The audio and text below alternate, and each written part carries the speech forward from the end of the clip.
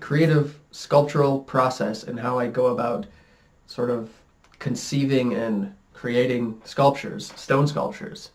Um, so this is in reference to a point that came up recently where someone asked me, have you ever heard that that idea or concept about Michelangelo, how he would see the image in the form already completed inside the marble, and it was his job to sort of chip away the marble and free the form within.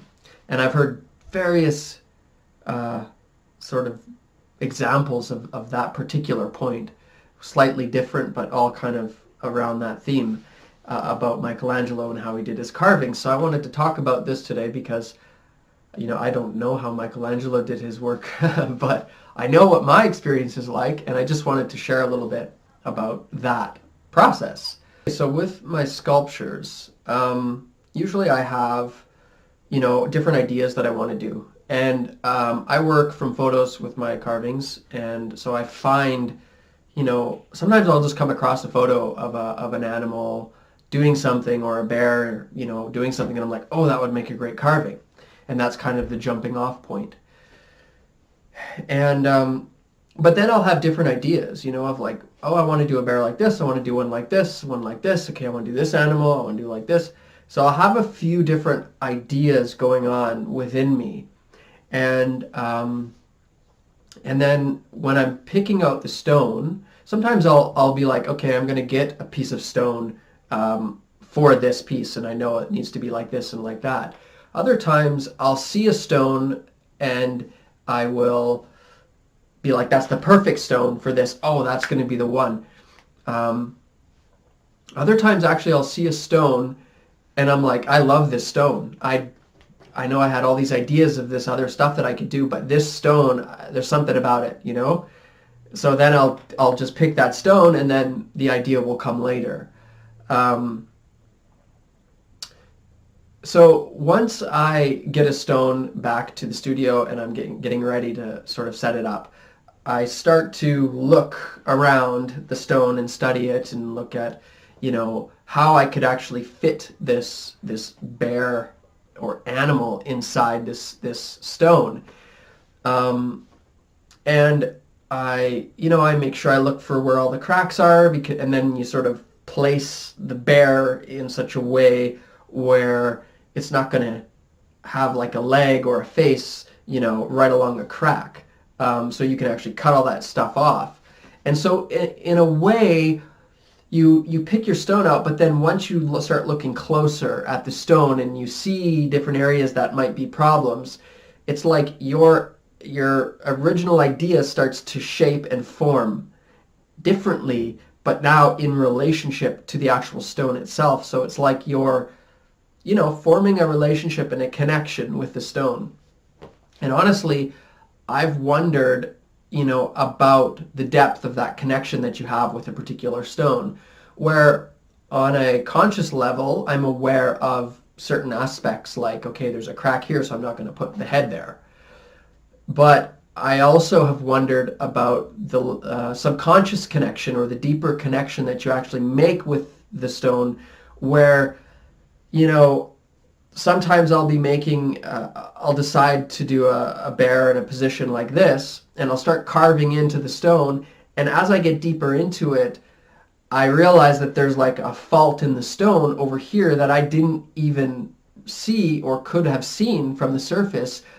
But it's not going to be a problem because the way that I decided to place the bear. So I wonder, well, how deep does that connection go that I have with the stone? Because sometimes it seems like fluky, I guess, or interesting how it's like, okay, well, luckily I placed the head this way, or was I connecting with the stone on a deeper level? So I knew within me that I had to place the head over here because this area of the stone was going to be a problem.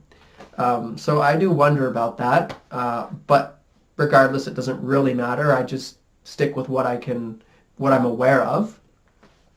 And also just, it's when you're working with the stone, I find for me, it's so engaging for me that you really do have a nice presence and awareness as you're doing it.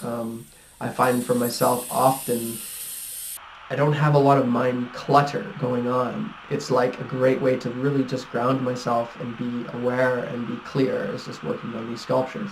I mean, obviously sometimes I get distracted and bored, during the process, but it is something that I find I can get into.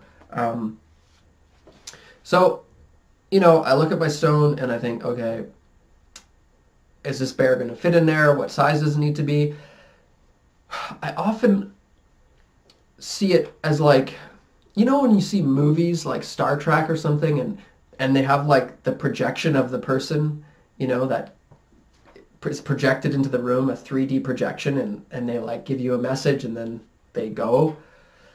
I find that that's what happens. It's like I'm kind of projecting this bear or this animal into the stone, and I'm seeing if it's going to fit, and I can make it bigger or I can shrink it and I can twist it and turn it around.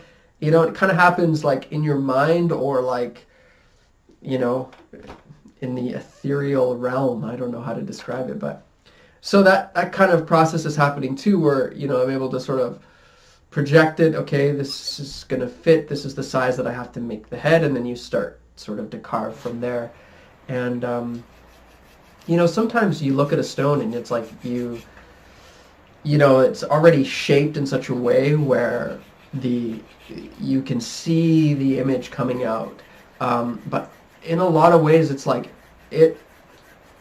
there's a lot of potentials that exist, and it could be this animal, it could be this bear in this pose or this pose or this pose, and you have an idea and you get sort of settled on an idea, but as you carve, your idea changes. So for me it's very fluid. It's like when you begin, there's an infinite amount of potentials. Then you decide on a particular animal in a particular pose, and you cut your potentials. So no, it's not an infinite. It's like there's only so many you can do. And then as you're carving, you're essentially taking away potentials. So as you get into the sculpture, you're like, okay, there's really 10 potentials left of how this bear could be.